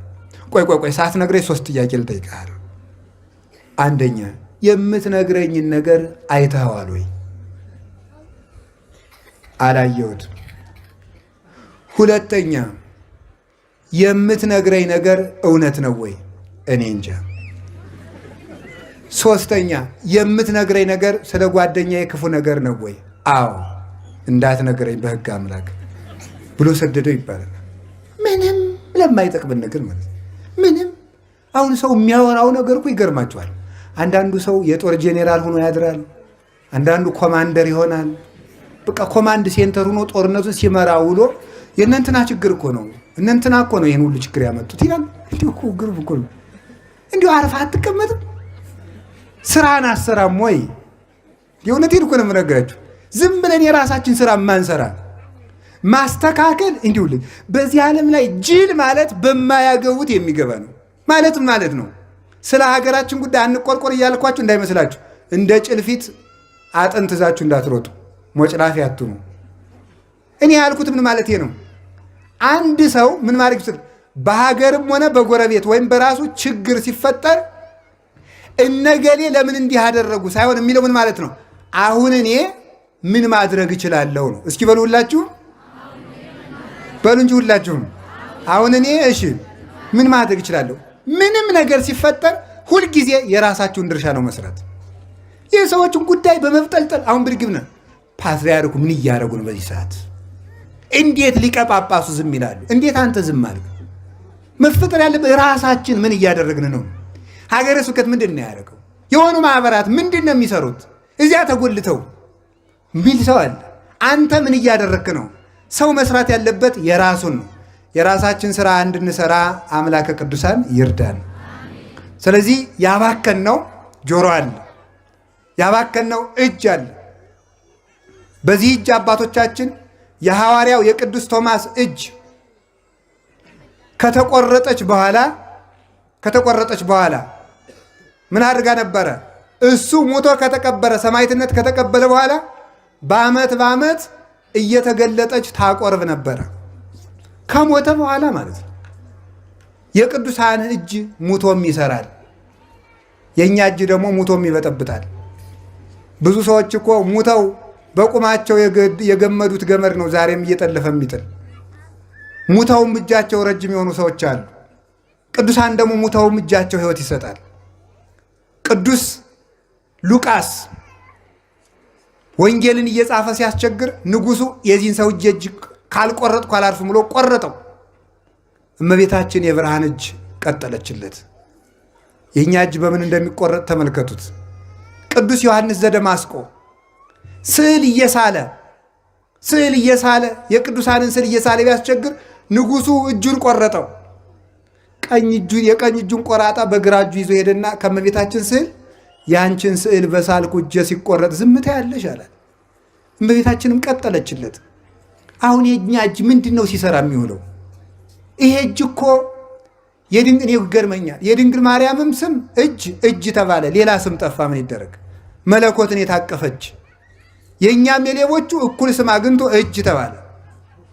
ዓለምን የቀደሱ የክርስቶስ አካላትም እጅ ተባሉ፣ ሌላ ስም የለ። ሰው የቋንቋ ድሃ ሆነና የእኛም የርኩሶቹ እጅ ተባለ። እጃችን መንጻት ይጠበቅበታል። በሰው ላይ ከመቀሰር፣ ያልተፈቀደለትን ከማንሳት፣ የሰውን ደም ከማፍሰስ፣ ሰውን ከመቀማት፣ ያልተፈቀደለትን ከማንሳት ከዚህ መንጻት አለበት። ከንፍገት መንጻት አለበት። ከስንፍና መንጻት አለበት። የአቡነ ሳሙኤል ዘዋልድባ እጅ ዋልድባን መሬቲቱን እንደ መሶብ ብድግ አድርገው ለሥላሴ ያስባርከዋል። መሬትን ብድግ አድርገው እንደ መሶብ የሚያስባርኩ እጆች ነበሩ። የሙሴ እጆች ተዘርግተው ሲቆሙ የእስራኤል ጠላት በሙሉ እንደ ቅጠል ይረግፉ ነበረ። የሙሴ እጅ ብቻቸውን ሲዘረጉ የኢየሱስ ክርስቶስን እጅ ስለሚወክሉ ሙሴና አሮን ሙሴ እጁን ሲዘረጋ እስራኤል ያሸንፋሉ፣ ሲያጥፈው ይሸነፋሉ። ከዚያ በኋላ ምንድን ነው የተደረገ? አሮንና ሆር የሙሴን እጅ ተሸክመው ዋሉ። ሲደክማቸው ድንጋይ ኮልኩለው አስደገፉ የሙሴን እጅ። ክንደ ብርቱ ነው ሙሴ። ያ የሙሴ እጅ የተሸከመ ድንጋይ ቅዱስ መስቀል ነው ይላል። የሙሴ እጅ የክርስቶስ እጅ ነው። ሙሴ እጁን ሲዘረጋ እስራኤል እንዳሸነፉ ክርስቶስ እጆቹን በመስቀል ላይ በመዝገር ዘርጋቱ እኛ አጋንንትን ድል ነሳን። እነዚህ እጆች ናቸው ያዳኑን።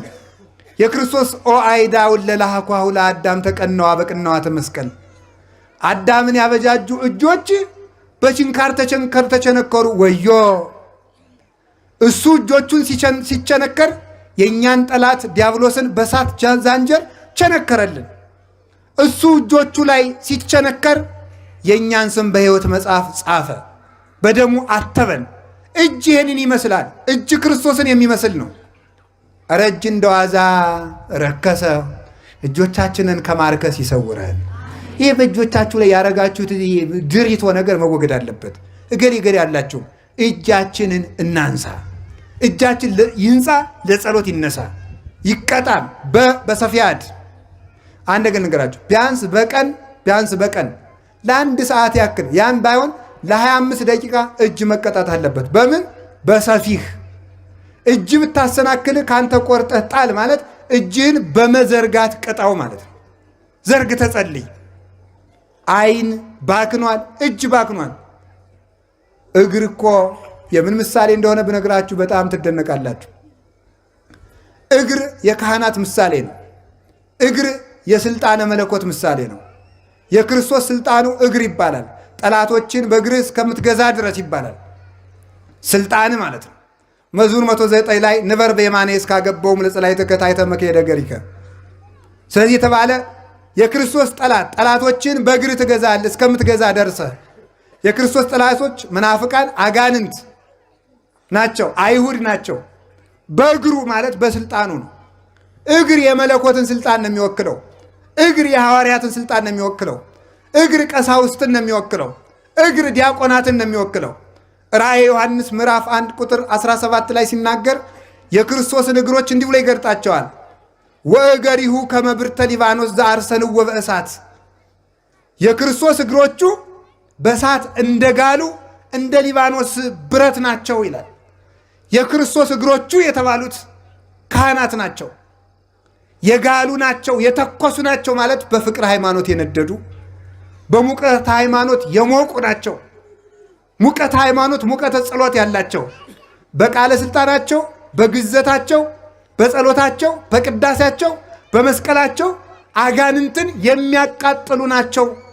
እግር አላቸው ክርስቶስ አጋንንትን በካህናት ይረግጣልና፣ አንድም ለስብከተ ወንጌል ይፋጠናሉና፣ አንድም ለተልእኮ ይፋጠናሉና እያሉ አባቶቻችን ተርጉመውታል። አንድም የዲያቆናት ምሳሌ እያሉ ተርጉመውታል። ለስብከተ ወንጌል ስለሚፋጠኑ፣ ለተልእኮ ስለሚፋጠኑ፣ አጋንንትን ስለሚረግጡ ካህናት የክርስቶስ እግሮች ተብለው ይጠራሉ። እግር የተባለ ይሄ ነው። እግር የክርስቶስ ምሳሌ ነው። እግር የሐዋርያት ምሳሌ ነው። ይህንን እግር የት ላይ እንደምታውሉት አስቡት። አንዳንዶቻችሁ ዝም ብላችሁ ሸርባችሁ ታውሉታላችሁ። አንዳንዱ ሰው አለ ከሰው ሱቅ ወደ ደጃፉ ላይ ተጎልቶ የሚውል። ይህም እግር ሊባል። እግዚአብሔር 6 ነገርን ይጠላል። ሰውን ከፍ ዝቅ አድርጋ የምታይ ዓይን፣ ክፉ የምትሰማ ጆሮ፣ የሰው ደም የምታፈስ እጅ፣ ክፉ የምትሰማ ጆሮ፣ የሰው ደም የምታፈስ እጅ፣ ወደ ክፉ የምትሮጥ እግር፣ መጨረሻ ላይ 7ተኛይቱን ይጠላታልና መጽሐፈ ምሳሌ ምዕራፍ 6 ላይ በወንድማማች መካከል ጠብን የምትዘራ ምላስ ይላል። ነገረ ሰሪን እግዚአብሔር ይጠላታል። እያንዳንዱ አፍ የነቢያት ምሳሌ ነው። አፍ በነገር በስድብ ውልጭ ብሎ ሰው በመሳደብ በማማት በርግማን በዚህ ሁሉ ጎስቁሏል። ገንዘብን በከንቱ አታባክን በሉ። በምን አታባክን? በከንቱ አታባክን። አካላችን በከንቱ ከማባከን ይሰውረን። ይሄ አፋችን ኤልያስ ሰማይን የለጎመበት አፍ ነው። ልብ ብላችሁ ስሙ። ይሄ አፍ ሙሴ መሬትን የከፈተበት አፍ ነው። አሮን ይሄ እጃችን ሙሴ ባሕር የከፈለበት እጅ ነው። ይሄ እጅ ገብረ መንፈስ ቅዱስ መና ከደመና ያወረዱበት እጅ ነው። ይሄ እጅ አቡነ ተክለ ሃይማኖት ከሱራፌል ጋር ያጠኑበት እጅ ነው። ይሄ እጃችሁ ክቡር ነው። ለራሳችሁ ክብር ስጡት። ከማይረባ ነገር አታልከስክሱት። ሰውነታችሁን ከበር አድርጎት። ራሳችን እንድናከብር አምላከ ቅዱሳን ይርዳን። አላችሁ የላችሁም? አላችሁ የላችሁም? አንድ ሁለት ነገር ልጨምርባትና ልጠቅልለው። ልጨምር ይብቃ። ልጨምር ትንሽ በሰዓት እንድትገቡ ብዬ ነው እንጂ ሌላ አይደለም። እሺ ሁለት ነገር ልጨምርባት። ገንዘብን በከንቱ በሉ እንጂ ገንዘብን በከንቱ። አንደኛው ገንዘብ ምንድን ነው? ንጽህና በሉ እንጂ። ሁለተኛው ገንዘብ ሰውነት በሉ እንጂ አይምሯችሁንም አታባክኑት። አንዳንዱ ሰው እኮ ሲያጠና መጽሐፍ ሲያነብ ወሬ ላይ ብትክትክትክትክትክትክ ሲል የነበረው ሰው መጽሐፍ ስትሰጡት እንቅልፍ ይዞ ጭለት ጭለት ወሬ ብትክትክትክትክትክ ሲል የነበረ ስብከት ሲጀመር ጭለት፣ ቅዳሴ ሲጀመር ጭለት፣ ማይሌ ሲጀመር ለጥ እንውዝ ምን ይባላል? ያው በቁም መሞት። ለምን? አይምሮን አባክኖት ወሬ ሰክስከ ውስጥ ቃለ እግዚአብሔር ቤት ይገባል። እዩ ደልዘ ሰርዘ አሁን ስርዝ ወረቀት ያጽፋል እንዴ? የብዙ ሰው ጭንቅላት እኮ የተሰረዘ ወረቀት ሆኗል። በነገር ተሰርዞ ተደልዞ ወሬ ሲሰርዝ ሲያባዛ ሲቀምር ያው ሻር ሊቅ መስል የነገር ቀመር ነው ሲቀምር የሚውለው። አይምሮው ሞልቷል እያልኳችሁ ነው። ይሄ ነገር መንጻት አለበት። ነገረኝነታችን መተው አለበት። ዝባዝንኬ ነገር አታጠራቁ። ቅድም ብያቸዋለሁ። ሰው በመረጃ ሊቅ አይሆንም። እስኪ በሉ ሰው ሊቅ የሚሆነው በምንድን ነው? በትምህርት ነው። መረጃ በመሰብሰብ አይደለም። አጠራቅመ ጥራዝ ነጠቅ ወሬኛ ልትሆን ትችላለህ እንጂ ሊቅ አትሆንም። ሊቅ የሚቆነው በስሎ በመማር ነው። ስለዚህ አይምሯችሁን አታባክኑት። አጥንታችሁ እንድትይዙ፣ ማሰላሰል እንድትችሉ፣ አስተዋዮች እንድትሆኑ፣ ደርባባዎች እንድትሆኑ፣ የማትታወቁ እንድትሆኑ፣ ቀስ ብላችሁ አስባችሁ የምትናገሩ ተናግራችሁ የምታስቡ እንድትሆኑ አይምሯችሁ ክፍት እንዲሆንላችሁ ነገር አትሰብስቡ፣ ወሬ አታጠራቅሙ፣ ድልዝ አታርጉት ጭንቅላታችሁን። እግዚአብሔር ብሩህ አይምሮ ይስጠን። እንዲህ ላል መሰላችሁ ማይቶቱ ለስጋ ከአይን ከውእቱ የሰውነት ብርሃን አይንህ ነው። እስቲ በሉ በሞቴ ምን ነው? ምን ነው? አይንህ። አይ ምን ይላል? ተመልከቱ። ወሶ ብርሃን ዘላይሌከ በላይ ላይ ያለው አይን ይላል ጨለማ ከሆነ ወሶ በአይን ከሐማሚ ይላል። ይቅርታ አይን ጨለማ ከሆነ መላው አካልህም ጨለማ ይሆናል። አንድም ይሉን አባቶቻችን ማይቶቱ ለስጋ ከአይን ከውቱ የሰውነት ብርሃን ምንድን ነው? አይምሮ ጠባይህ ነው። እስቲ አይምሮ ጠባይ በሉ። አይምሮ ጠባይ ማለት የተፈጥሮ እውቀት ማለት ነው። አይምሮ ከጎሰቆለ ግን ሰውነት ሁሉ ጨለማ ይሆናል ማለት እጅህ ያላሰበውን ይጨብጣል፣ አንደበትህ ያላሰበውን ይናገራል፣ እግርህ ያላሰበው ቦታ ውሎ ይመጣል፣ ሆድህ ያላሰበውን በሙሉ ይበላል። ያላሰብከው ትወላለህ፣ ያላሰብከውን ታገባለህ፣ ሳታስብ ትፋታለህ፣ ሳታስብ ትመነኩሳለህ፣ ሳታስብ ቆብክን ትጥላለህ፣ ሳታስብ ትሾማለህ፣ ሳታስብ ትሻራለህ፣ ሳታስብ ትበጠብጣለህ። የሁሉ ችግር በምንድን ነው? አይምሯችን መባከን የለበትም። የቅዱስ ቄርሎስ አይምሮ እኮ በሞቴ ዛሬ የእኛን አይምሮ ተውት። በሞቴ አንድ አባትን አንድ ልጅ እንዲህ አላቸው። አላቸው አቤት እንዲው እየረሳው እምቢ አለኝ አላቸው። እየረሳው እምቢ አለኝ ሲላቸው ምን ቢሉት ጥሩ ይመስላችኋል? አይ ልጄ መፍትሄውንስ ብነግርህ ትረሳው ይላሉት። መፍትሄውንም ብነግርህ ምን ትለዋለህ? ትረሳዋለህ። ምን ያደርግልሃል ይላል። አሁን እኮ በሞት ልንገራችሁ የመርሳት ችግር አለብን በሉ እንጂ በጣም ደግሞ የሚገርመው የመርሳቱን ችግር መፍትሄም የመርሳት ችግር አለብን ማለት ነው። ገብታችኋል አይደለም? የመርሳቱን ችግር መፍትሄም እንረሳለን ማለት ነው። አሁን መፍትሄውንም እንረሳለን። እየረሳን ታመናል። የመርሳት ችግር አለብን፣ መፍትሄውንም ረስተናል። ስለዚህ ምን እናድርግ ካላችሁን እንናዘዝ፣ ወሬ ማጠራቀም እናቁም፣ ሰውነታችን ይንጻ። የዚያን ጊዜ ክፍት አይምሮ ይኖረናል። እንደ ቅዱስ ቄርሎስ የማጥናት ጸጋ ነበረው። ምን ይላል ተመልከቱ። አንድ ቃል ሲናገር ተመልከቱ። ወሶበ ይሰሞ ለቀለም ያጸነው ባህዱ ጊዜ ወይ መስል ከመዘቀዳሚ ተምህረ። አንድን ቃል ከመምህሩ አንደበት ሲሰማ እንደተዳመጠው ብራና ላስ ያደርገዋል። አስቀድሞ የተማረው ይመስል ነበር ይላል። በልቡናችን ማደር ያቃተን በስጋዊ እውቀት ድሆች፣ በመንፈሳዊ እውቀት ድሆች የሆነው አይምሮአችን ስለሞላ ነው።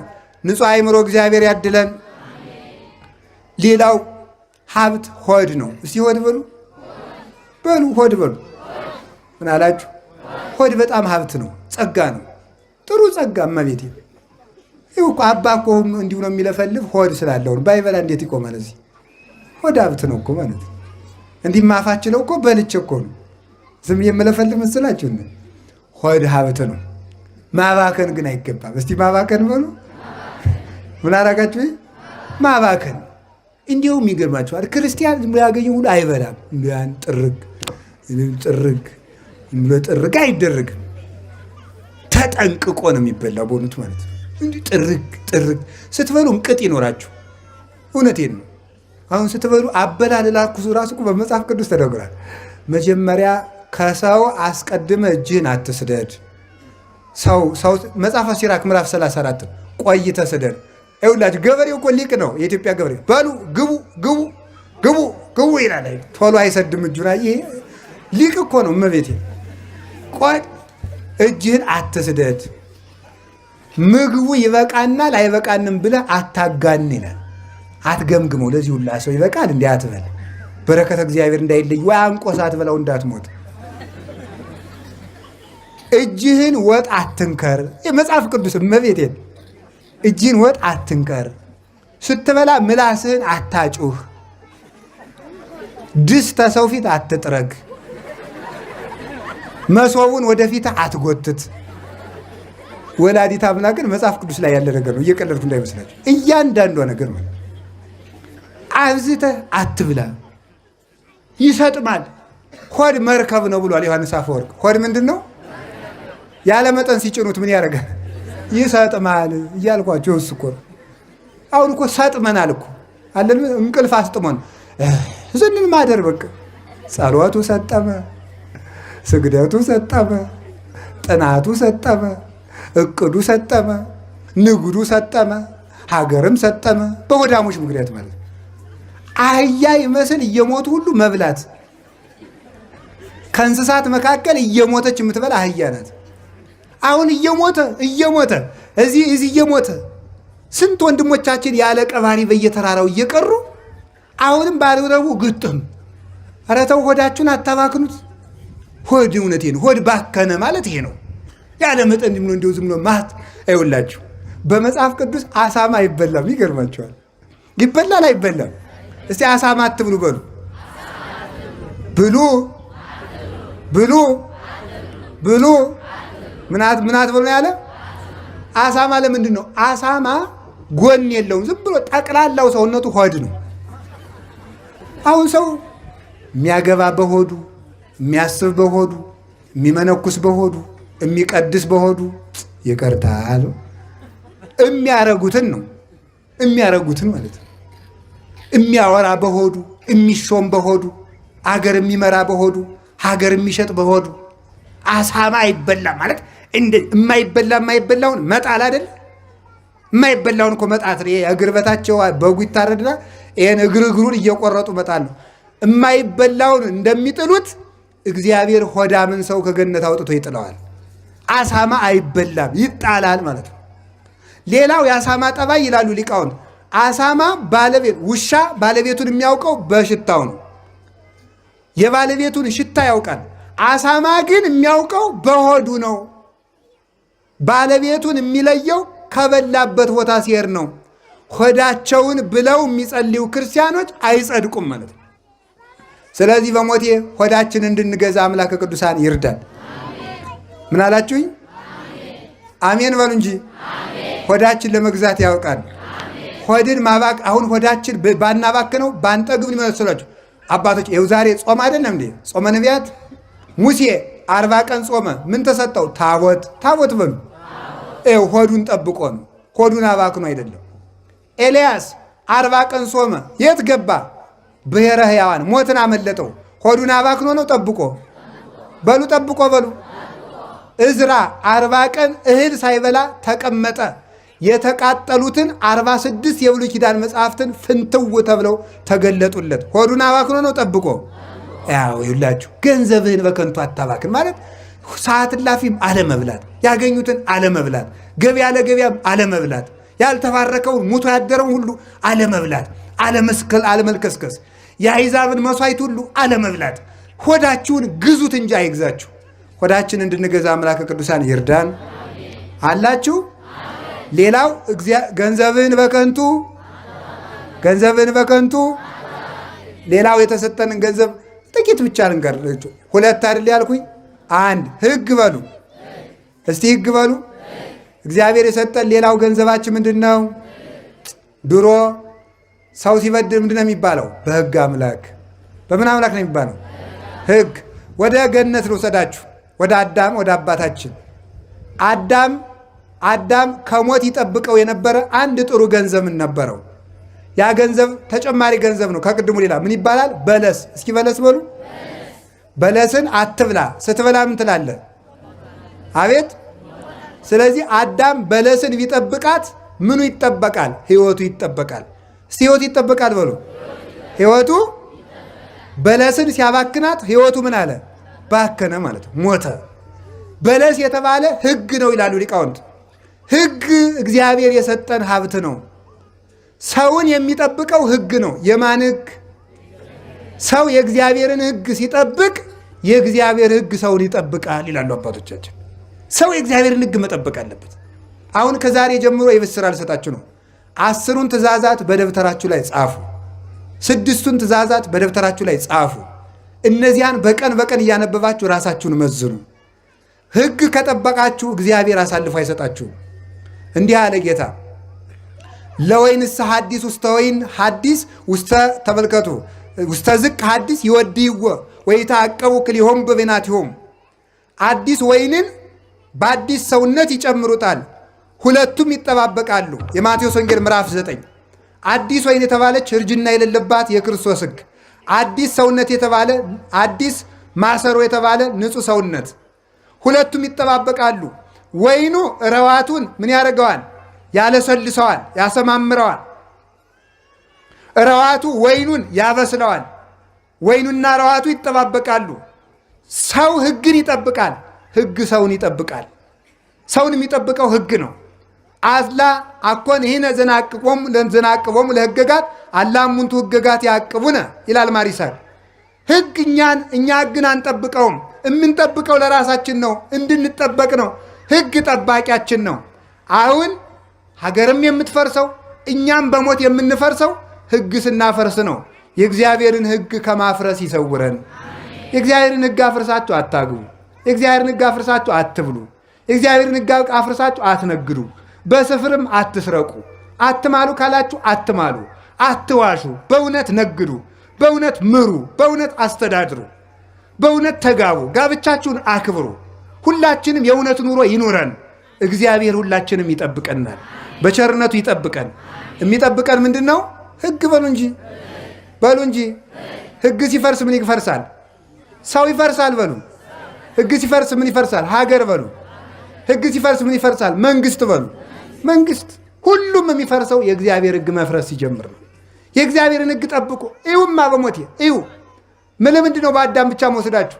እስራኤልን ዕድሜ ዘመናቸውን ብታነቡት በሙሉ ይሄ ይመጣላቸዋል። ለምሳሌ ሕግ ሲያከፍሩ በሰላም ይጓዛሉ። ሲያጠፉ እባብ መጥቶ ይበላቸው ነበር እኮ በበረሃ።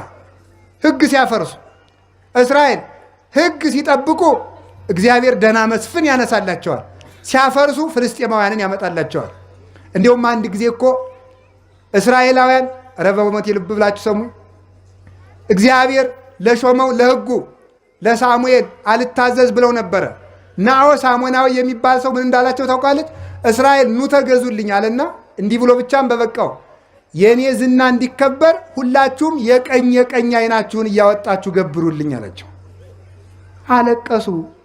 ሲያለቅሱ እግዚአብሔር ከዚህ በኋላ ሳሙኤል ወደ እግዚአብሔር ሲያመለክት በሳኦል አመካኝነት የነዚያን በኢያቢስ ዘገለዓድ የተሰማሩትን የነዚያን ጠላት ናዖ ሳሞናዊን አጠፋላቸው። ሕግ ስናፈርስ እንኳን ገንዘብ ዓይን አውጥቶ የሚወስድ ሽፍታ ይመጣል። ሕግ ከጠበቅን ደግሞ የሚነካን የለም። እውነቴን ነው። ነፃ ሰው ማለት የእግዚአብሔርን ቀንበር በላዩ ላይ የተሸከመ ነው። ሰው ከጠላቶቹ ነፃ መውጣት የሚችለው የእግዚአብሔርን የሕግ ቀንበር በላዩ ላይ ሲጭን ነው። ምን አለመሰላችሁ? በዓለም ላይ ሰዎች ይበጠብጡናል፣ ስጋችን ያውከናል፣ አጋንንትም ያውኩናል። ከነዚህ የሚያሳርፈን ምንድን ነው? ኑን ላሳርፋችሁ አለ። እንዳሳርፋችሁ ምን አድርጉ አለ? ቀንበሬን በላያችሁ ላይ ተሸከሙ። ቀንበር ያላት ማናት? ሕግ ናት። ለእግዚአብሔር መገዛት ለሰው ከመገዛት ያድናል። በሉ ሁላችሁም ለእግዚአብሔር መገዛት በሉ። እሺ ለሰው ከመገዛት። ስለዚህ ወገኖቼ፣ አባቶቼ፣ እናቶቼ፣ ወንድሞቼ፣ እህቶቼ ቤተ ክርስቲያን ከበድ ያለ ነገር ስታዝዛችሁ፣ መጽሐፍ ቅዱስ ላይ ጭንቅ ነገር ሲነገራችሁ እንደ ሸክም አትቁጠሩት፣ እንደ ገንዘብ ቁጠሩት። ስርዓተ ቤተ ክርስቲያን ገንዘብ ነው። ሕግ ገንዘብ ነው። አይዟችሁ፣ ሕግ ጠባቂ ነው። ሕግ ምግብ ነው። ሕግ በረከት ነው። ሕግ ዕድሜ ነው። ሕግ የዘላለም ሕይወት ነው። ሕጌን ብትጠብቁት ምን አለ? ይጠብቃችኋል። እሺ ብትሉና ለሕጌ ብትገዙ የምድር በረከት ትበላላችሁ። ሕግ የበረከት ምንጭ ነው። ስለዚህ ዕድሜም የሚቀጠለው ሞትም የሚጠፋው በሕግ ነው። ሕግ አክብረን እንድንኖር አምላከ ቅዱሳን ይርዳን። እንግዲህ በመጨረሻ መልእክት የምነግራችሁ አላችሁ የላችሁም? ብዙ ያባከናቸው ገንዘቦች አሉ። ለምሳሌ መስቀል ገንዘባችን አይደለም? ዛሬ መስቀል ነው። መስቀል ምንድን ነው? ገንዘብ በሉ እንጂ። መስቀልን ማባከን ማለት ነው። በመስቀሉ እኮ አልተጠቀምንበትም። አቡነ ተክለ ሃይማኖት እኮ 60 ክንድ ዘንዶ መጣባቸው። ለዚያ የተጠቀሙት መሳሪያ ምንድን ነው? መስቀል። በስመ አብ አብሩ በልበሉ አማት በስመ አብ ወወልድ ወመንፈስ ቅዱስ አሐዱ አምላክ ሲሉ ምን አደረጉ? ዘንዶ ከሁለት ስንጥቅ አለላቸው። በእኛ ላይ የተነሳውን ዘንዶ ሁሉ የመስቀሉ ኃይል ይሰንጥቅልን። ገንዘባችሁን በከንቱ አታባቁ። ይሄን የመሰለ ጋሻ ታጥቃችሁ ተጠቀሙበት። ስትነሱ አማትባችሁ ተነሱ። ከቤታችሁ ስትገቡ አማትባችሁ ግቡ። ስትሳፈሩ አማትቡ። ስትበሉ አማትቡ። ገንዘብ አበድራችሁ ሲመለስላችሁ ባርካችሁ ተቀበሉት። ይህ ማንኛውም ነገር ዕቃ ገዝታችሁ እንዲህ ብሎ ሳስታችሁ አትጠቀሙበት። አማትቡበት። ብትበሉበት የሚያንቅ እንዳይሆን፣ የሚያስቀስፍ እንዳይሆን። እህል ገዝታችሁ አምጥታችሁ ባርኩት። እናቶቻችን እኮ የኔ ገንዘብ ነው ብለው ሊጡን እንኳን ዝም ብለው አያቦኩትም። በስመ አብ ወልድ መንፈስ ቅዱስ ለበረከት አድርገው አለኝ ብለው እንኳን ተመክተው አይደግሱም። ጠላውን በስማም ብለው ነው የሚደግሱት። ሰው የሚታረቅበት ድግስ። ያንዳንዱ ጠላ ደግሞ የዝን ይሆናል፣ የእድር ይሆናል፣ ለሰርግ የተባለው ማለት ነው። በስማም በሉ። ይኸውላችሁ መስቀልን የመሰለ ጋሻ ክርስቶስ አስታጥቆን ባለመጠቀማችን ሁላችን ገደል እየገባን ነው። 2 መነኮሳት ነበሩ። ሲጸልዩ ሰይጣን ባይታዊ መስሎ መጣና ኑ ጸሎታችሁ ተሰምቶላችኋል፣ ወደ ገነት ለወስዳችሁ ነው አላቸው። እንዴ ገርማ! ገደሉን የብርሃን መንገድ አስመሰለው። ተመስገን ጌታዬ ጸሎቴን የሰማህ ብሎ አንዱ ችኩሉ ዝም ብሎ ድርግም ሲል ዝም ብሎ ተሳፈረ። ብርሃን ነው፣ መንገድ አስመስሎት ነው። ያኛው ግን ሆነም ቀረም ሲያማትበን እንጀምር መንገዳችን ብሎ በስመ አብ ወወልድ ወመንፈስ ቅዱስ ሲል ለካ ብርሃን የለም። ያኛው ሰጠመ፣ ይሄኛው ዳነ። ገንዘባችሁን በከንቱ በዚህ መስቀል አጋንንት ተቀጥቅጦበታል። በዚህ መስቀል ሞት ተሸንፎበታል። በዚህ መስቀል ሲኦል ተበርብሮበታል። በዚህ መስቀል ገነት ተከፍቶበታል። በዚህ መስቀል ክርስቶስ ተፈትቶበታል። በዚህ መስቀል የሕይወት ውሃ ተቀርቶበታል። በዚህ መስቀል ነፃነት ታውጆበታል። በዚህ መስቀል ባርነት ቀርቶበታል። በዚህ መስቀል ቁስል ደርቆበታል። በዚህ መስቀል ሕይወት ተገኝቶበታል።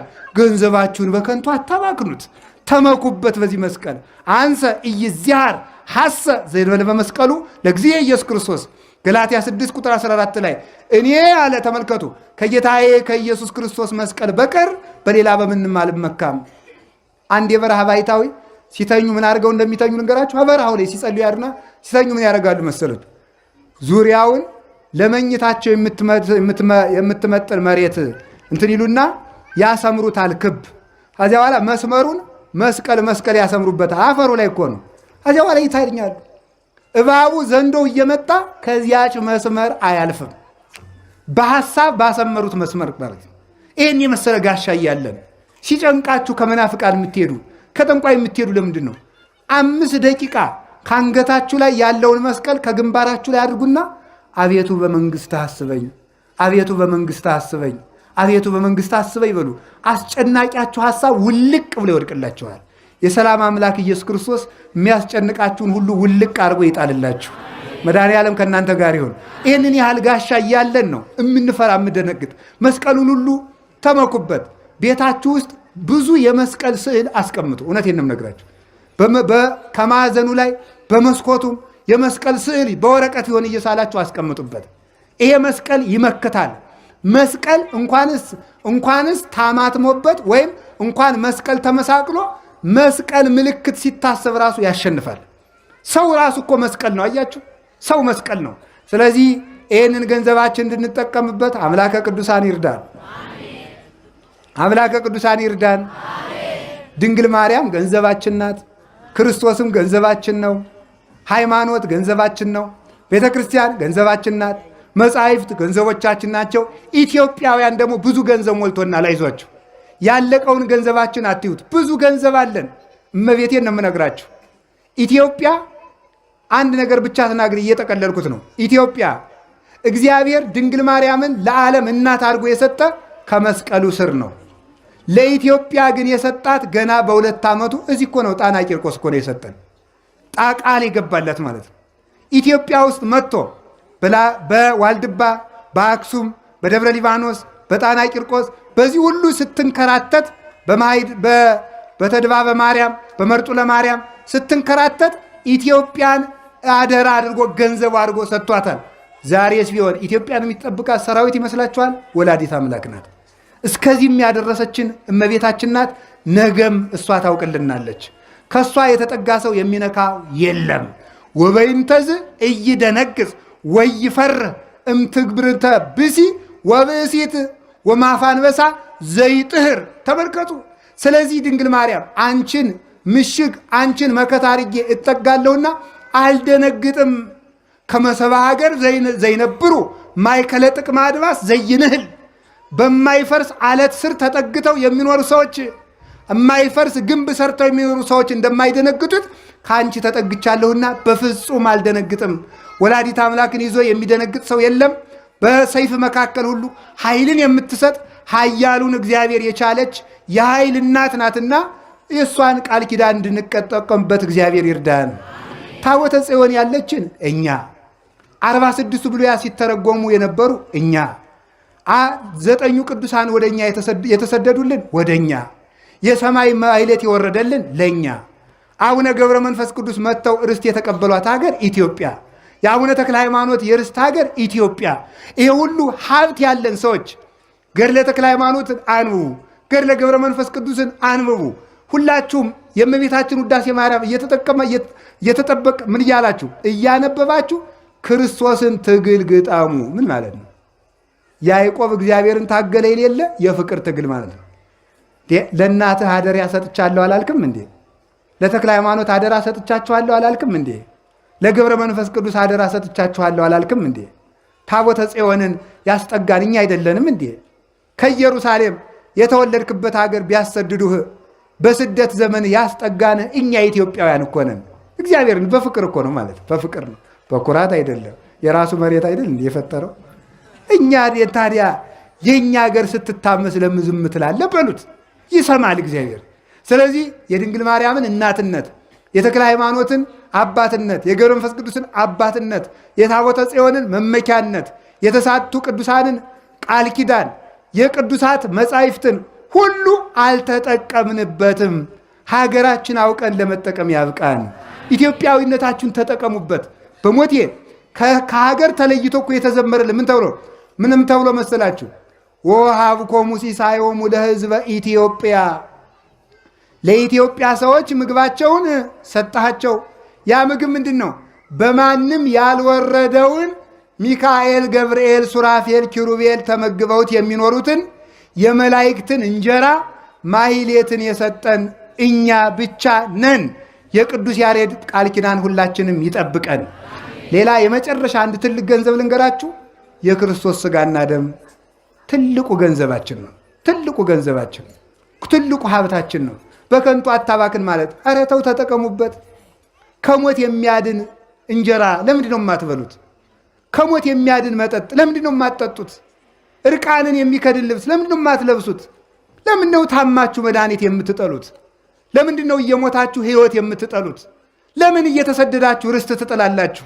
የአምላክን ሥጋ የአምላክን ደም ባለመብላታችን አይደለም እንዴ ሞት እየሰለጠነብን ያለ? ሞት ድንበሩን እያለፈ ያለ የሰለጠነብን በምንድን ነው? የክርስቶስን ሥጋና ደም በመተላለፋችን ባለመቀበላችን፣ በሱ ሥጋና ደም ስላልተጠቀም ነው። ገንዘባችን እንድናውቅ አምላከ ቅዱሳን ይርዳን። ንስሐ ገብታችሁ ሥጋው ደግሞ ለመቀበል ያብቃችሁ። ጾሙን በሰላም አስፈጽሞ ለብርሃነ ልደቱ በሰላም ያድርሰን።